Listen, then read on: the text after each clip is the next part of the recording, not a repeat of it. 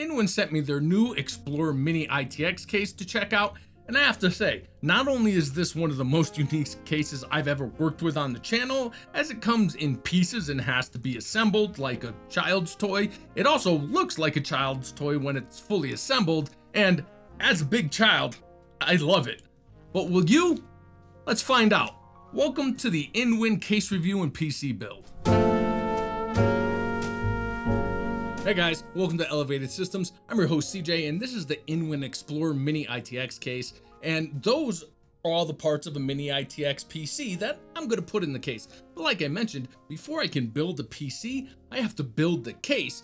But once I do that, this will proceed like all my other PC case reviews. I'll go over the specs and features, take a look at the parts I'm putting into the case, build the PC, and then share my build notes with you, summing it all up with some thermal performance, the pros and cons, and my final conclusion. Let's get started by unpacking the case. And at this point, while I have the 10 pieces of the Explorer all laid out, we can see the materials used to construct the case. The front and rear panels and the motherboard tray are all stamped steel. The two side panels are tempered glass, and everything else is molded plastic. We'll see how that all comes together for overall build quality. But before assembling everything, I noticed that the top red panel and the bottom blue panel are identical. So if you wanted to swap the filter and the motherboard tray, you could, but I like the contrasting blue and red top, so I'm gonna keep it as is. We can also swap the white steel front panel cover for this yellow plastic cover, which I think I'm gonna do, but this can also be done after the case is assembled. Now, I'm not gonna go through a step-by-step assembly guide. Between the included instructions and the InWin assembly video, the process is very straightforward and only took me about 15 minutes to complete. Now that it's assembled, I'll say the build quality is very good. Despite all the plastic, the case is very solid with almost no flex at all. All that wiggle is coming from the rubber feet in my actual desk moving, but the case, again, is solid. As far as specs and features, the InWin Explorer measures 392 millimeters deep by 285 millimeters wide by 307 millimeters high. The case is designed for Mini-ITX motherboards only and can accommodate triple slot graphics cards up to 330 millimeters long and CPU coolers up to 160 millimeters tall. Power supplies up to 160 millimeters long are installed in the front of the case. The Explorer comes with 3 InWin Luna AL120 fans, which I've installed 2 on the top of the case as exhaust and 1 on the rear as the intake. Alternatively, you can substitute all 3 120mm fans for 3 140mm fans. The case can also support a top-mounted 240mm radiator. There are mounting locations for 2 2.5-inch SSDs or a single 3.5-inch hard drive. And the tempered glass side panels are secured with a push-pin style mechanism. The front I/O includes the power button, power and drive indicator LEDs, 2 5GB Type A USB ports, 3.5mm headphone and mic jacks, and a 10GB Type C port. Now, if the Justice colorway is too bold for you or just not your style, the Explorer comes in a more subdued gray and white bone colorway. That's the case. Let's quickly look at the PC we're building in here, and at its core, we have the new Ryzen 5 5500. This is a 6-core, 12-thread, 65-watt CPU with a base clock of 3.6 GHz and a max boost clock of 4.2 GHz. I'm pairing that with the Sapphire Pulse Radeon RX 6600 graphics card. This is an RDNA 2 GPU with 1792 stream processors, a boost clock of 2491 MHz, and 8 GB of GDDR6 memory. For system memory, I have a 32 GB kit, a Trident Z DDR4 3200 MHz CL16, and for storage, I'm using a 512 GB Inland Premium M.2 NVMe SSD as my boot drive, and for storage drive, I have a 2 TB SanDisk 2.5-inch SSD. And I'm installing this onto an ASRock B450 gaming ITX motherboard. I went with an older B450 motherboard because the Ryzen 5500, unlike other Zen 3 CPUs, only supports Gen 3 PCIe, so no real need to go with a more expensive Gen 4 board. Finally, InWin also sent over their P85 fully modular 850 watt power supply, which is admittedly overkill for this build, but at the 160mm max length will be a good test for the case. Now, I'm also just gonna test the 5500 with the stock Wraith cooler and see how it works. If the thermals are not great, I'll swap it out with one of my low-cost tower coolers. That's it.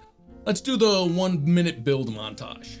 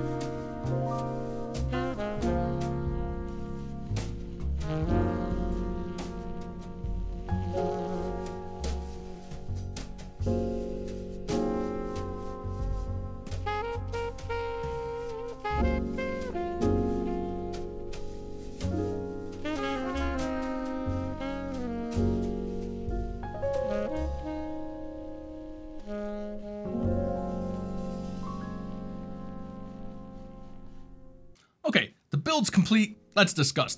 First, unlike many small form factor cases, the Explorer is larger and therefore has plenty of room for components. You can fit huge graphics cards, big tower coolers in here. The interior was big enough that I was able to swap out the Wraith cooler from my Vetro tower cooler with the PC still in the case.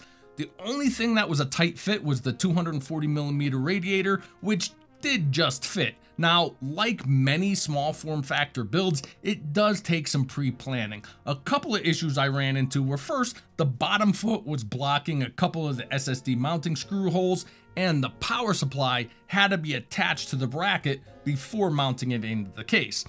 Those weren't big problems. However, the biggest weak point of this case, like most small form factor cases, is cable management is a nightmare.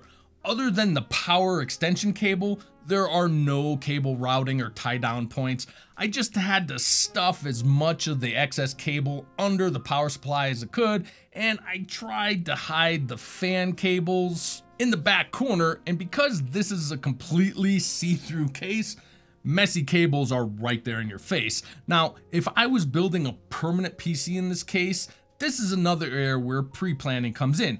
I would do a full custom cable job with maybe some custom 3D printed cable routing guides. I'd also swap out the fans with something like Unifans to eliminate as many wires as possible. The key to doing a build in this case is good pre-planning and eliminating as much excess as possible. There's actually enough room in here that with some good planning, you can do a custom open loop water cooled system. As far as performance, I mentioned that if the Wraith Stealth Cooler didn't give me good cooling, I'd swap it out. Well, it didn't, and I did. In an AIDA64 stress test, even with both side panels removed, the CPU temp hit 91 degrees within a minute and was climbing, so I shut it down and installed my Vetro V5, which on an open air test bench keeps the max temp of the Ryzen 5 5500 at 71 degrees Celsius. When installed in the case, the CPU temp actually dropped by a degree. That's because I had the rear fan positioned as an intake and it was directly blowing on the CPU cooler, and with the cooler fan reversed, I essentially had a push-pull config going. On the contrary, despite the large gaps around the TG side panels, the GPU temp rose 7 degrees in the case over test bench results. I also turned both the cooler and the rear fans around, so now I have a completely negative pressure configuration, and this resulted in the highest CPU temps at 5 degrees Celsius above the test bench results, while lowering the GPU temp by 5 degrees in the case to just 3 degrees above the test bench results. So if you're going with a thicker or more powerful graphics card, this is the config I'd go with, but along with pulling in more air through the gaps, you'll also be pulling in more dust. Now, despite all that, I definitely think the biggest selling factor for or against this case is the color scheme. Just in my house, the opinions are divided. I'm a big kid and a comic book nerd, so I love it, and I want to do a full Justice League themed build in it. Let me know in the comments if you'd like to see that. But my wife asked if it was for my 2-year-old granddaughter. She called it a little Tykes case. And my 13-year-old son, who's probably more mature than me, thought it was cool. And again, I already mentioned that if this is too bold for you, there is the white and gray version. But as a custom PC guy, none of that really matters, because the best feature of the case is that it comes disassembled and flat packed. I've drilled out rivets and disassembled countless PC cases so I can custom paint them, and honestly, the results are great, but it's a long, tedious process. This comes ready to paint, and because it's mostly just raw plastic, you can easily, with just rattle cans from the local hardware store, paint this case to fit whatever color scheme you want.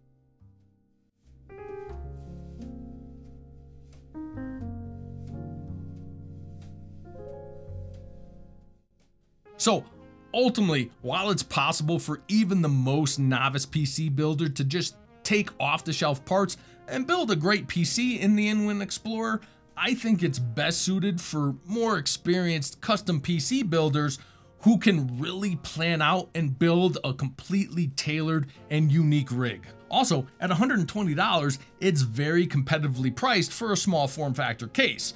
For current prices of the InWin Explorer and for all the components I used today, check the links in the description, and be sure to click the like and subscribe while you're there, and I hope to catch you in the next one.